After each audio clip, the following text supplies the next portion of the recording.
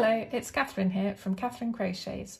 Welcome to my Quick Stitches for Crochet Blankets series. I absolutely love making crochet blankets, and in this series I'll be sharing my favourite quick and easy crochet stitches, all ones that are perfect for creating cosy crochet blankets. Today I'll be showing you how to crochet the lemon peel stitch. If you enjoyed this video, please like and subscribe so you don't miss the next one. Before we begin, I'll just quickly talk through the yarn and hook I'm using and a little more about why this stitch works so well for blankets. So the lemon peel stitch creates quite a thick cosy blanket with a really pretty texture that looks, you guessed it, a little bit like lemon peel. It's very simple to work up as every row is the same, and you only need to know the single crochet and double crochet stitches to make it. I'm using a DK yarn for this tutorial with a 4mm crochet hook. However, you should use whichever hook size suits your chosen yarn and your own tension best. You could go up a hook size if you'd like to create a blanket with a bit more drape. I'll be using US crochet terms, so I'll be referring to the single crochet and double crochet stitches. If you prefer UK terms, you just need to know that a US single crochet is equivalent to a UK double crochet, and a US double crochet is equivalent to a UK treble crochet.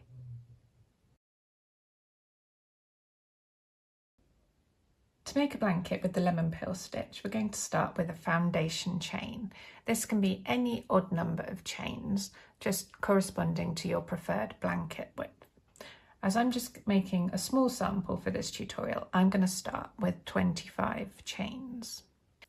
So to make your chain, first you make a slip knot in the end of your yarn, pop the loop on your hook and tighten it up. Then to make a chain, you wrap the yarn over your hook and pull it through the loop on your hook. Wrap the yarn over your hook and pull it through the loop on your hook. So I've got 2 chains now, and I'm going to keep going like this until I have my 25 chains, but you should keep going until you have the odd number of chains that corresponds to your desired blanket width. So I'll meet you again once your foundation chain has been made.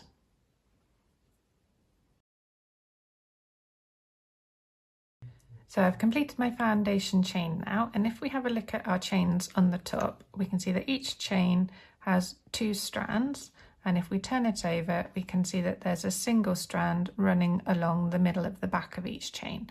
This is called the back bump, and this is where we're going to be working our stitches for row 1.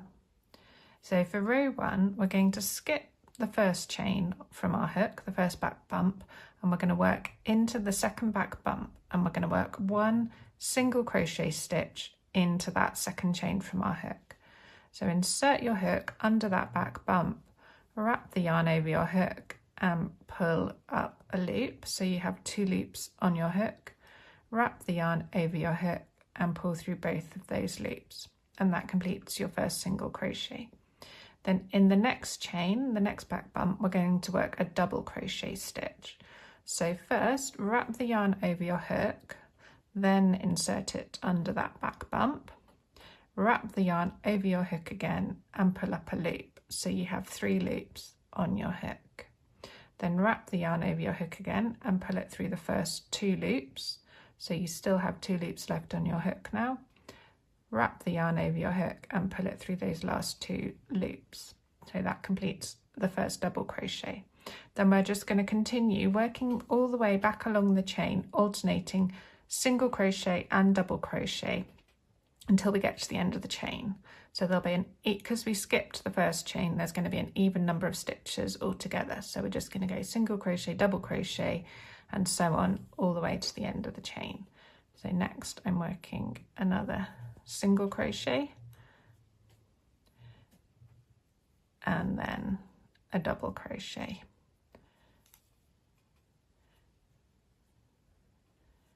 And then a single crochet, and so on, alternating single crochet and double crochet all the way to the end of the chain.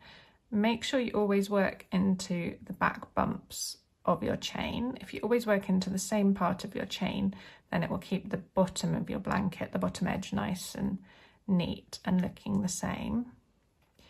If you find this a little bit fiddly, sometimes people's starting chains can be a bit tight, you could try going up a hook size to make your starting chain, just to make those chains a little bit bigger, and then going back down to your normal hook size for your yarn once you start row 1.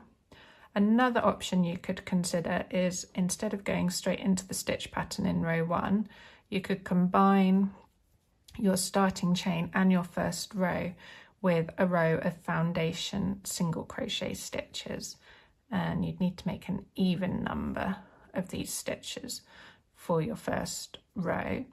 I'll pop a link to a tutorial for the foundation single crochet stitch below if you're interested in trying that out. So if you are, just pause that video, work a row of foundation single crochet stitches, and then any odd number will, any even number of foundation single crochet stitches, and then meet me again back in this video ready to start row 2.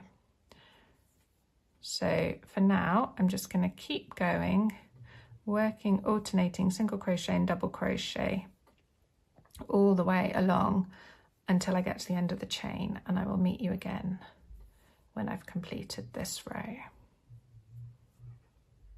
So I've just completed my first row of stitches, alternating single crochet and double crochet all the way back along the chain, ending with a double crochet stitch in that last chain along.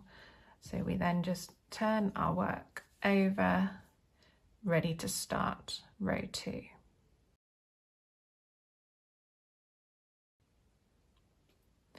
Now row 2 starts with 1 chain, and that chain doesn't count as a stitch, it's just a turning chain. And then we're going to work back along, working in the tops of our stitches from row 1, alternating single crochet and double crochet as we did before. But because we've turned our work over, we're going to be working single crochets into the tops of the double crochets and double crochets into the tops of the single crochets. So we're going to work a single crochet into the top of that first double crochet, so you should have your hook under the top 2 loops of that stitch, and then we're going to work a double crochet into the top of the single crochet, again with your hook going under the top 2 loops of that stitch.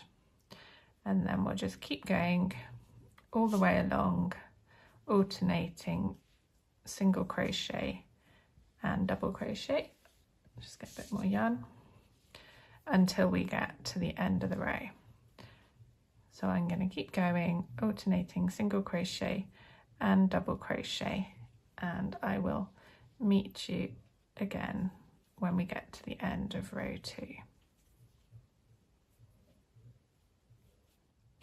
So I've just got to the end of row 2 now, ending with a double crochet stitch into that last stitch, and then we just turn our work over, ready to start row 3.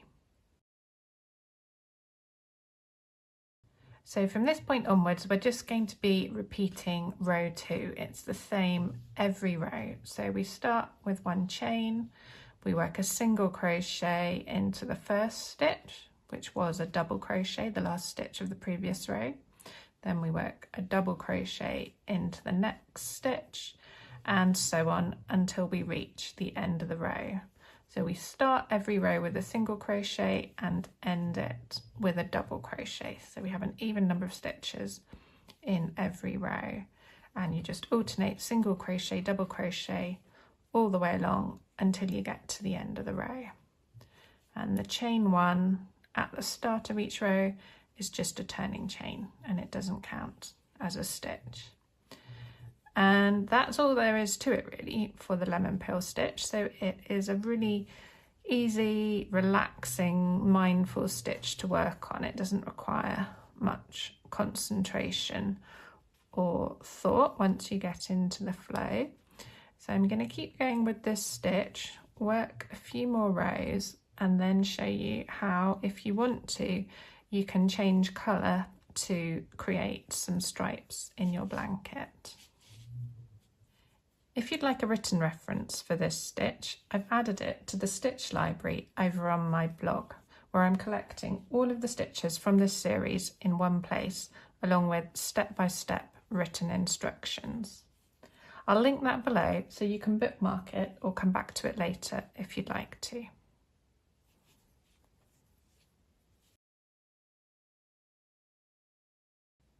Now, as you can see, I've worked a few more rows now of the lemon peel stitch in this colour. And now I'm going to show you how to change colour if you want to add some stripes into your blanket. As this stitch is really all about the texture, if you wanted to make the blanket all in one single colour, I think that would look absolutely great. But it can be a bit more fun, perhaps during the making process or for the finished result, if you do want to add some stripes. My suggestion would be to make those stripes relatively wide, several rows wide for each stripe, just so that they still allow the texture of the stitch to show. You could do stripes throughout the whole blanket if you wanted to, or you could, for example, just do 1 or 2 stripes at either end of the blanket and leave the middle section all plain in a single colour. It's entirely up to you. So if you want to change colour to introduce a stripe into your blanket, the place to do that is in the last stitch of the previous row. So I'm just going to undo this last double crochet that I've made and show you how to change colour during that stitch, ready to make the next row in the new colour. So you start your double crochet as normal, wrap the yarn over your hook, insert your hook into the top of that last stitch, wrap the yarn over your hook again and pull up a loop, so you have 3 loops on your hook. Wrap the yarn over your hook again and pull through 2 loops, so you have 2 loops on your hook. Now at this stage we don't complete the double crochet with the yarn that we've been using. We put that yarn down, pick up our new yarn, pop a loop of it over our hook and pull through those final 2 loops with the new yarn, and that completes the double crochet and means we've got the new yarn on our hook ready to start the next row. Then you just cut off the first colour yarn, leaving a tail that's a few centimetres long so you can weave it in later. Then you turn your work over, keeping the new yarn on your hook, ready to start the next row. And then you just make this next row in exactly the same way as we have been doing, with 1 chain and then a single crochet into the top of that first stitch, and continue alternating single and double crochets all the way along the row. And as I said, I'd suggest you make your stripes a few rows wide, just so that they allow the texture to show, but it's entirely up to you, of course, what kind of look you want to go for with your blanket. So I'm just going to keep going, working a few more rows in this pink yarn, and I will return back to my first colour yarn to complete this sample. So you should just keep going, working repeats of row 2 as many times as you want until your blanket is as long as you'd like it, and changing colour to put stripes in your blanket wherever you'd like them to be. So keep going, and I will meet you again at the end of the final row just to show you how to finish off your blanket at the end of that last row.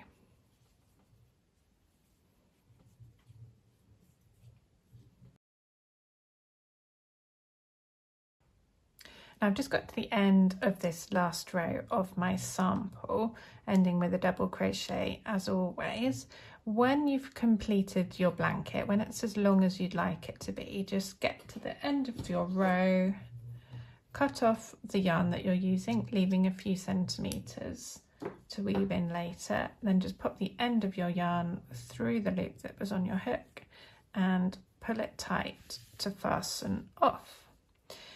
Then you just need to weave in the ends where you've made any colour changes or started a new ball of yarn. If you find that the stitches where you've made the colour change have got a bit loose, just pull on the end slightly to tighten up the stitch before you weave it in to secure it.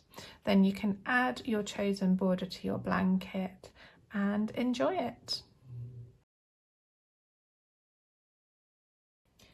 Thanks so much for watching this tutorial. If you enjoyed the lemon peel stitch, you'll find more stitches just like this in the rest of the Quick Stitches for Crochet Blankets series. I've also put together a stitch library over on my blog where I'm gathering all of these stitches in one place, along with step-by-step written instructions. And if you'd like to stay in touch, you're very welcome to join my email list. When you sign up, you'll receive 2 free patterns from me, along with updates on new patterns, tutorials, and the occasional special offer. You'll find links to the stitch library and my email list in the description below. Thanks again for watching and happy crocheting!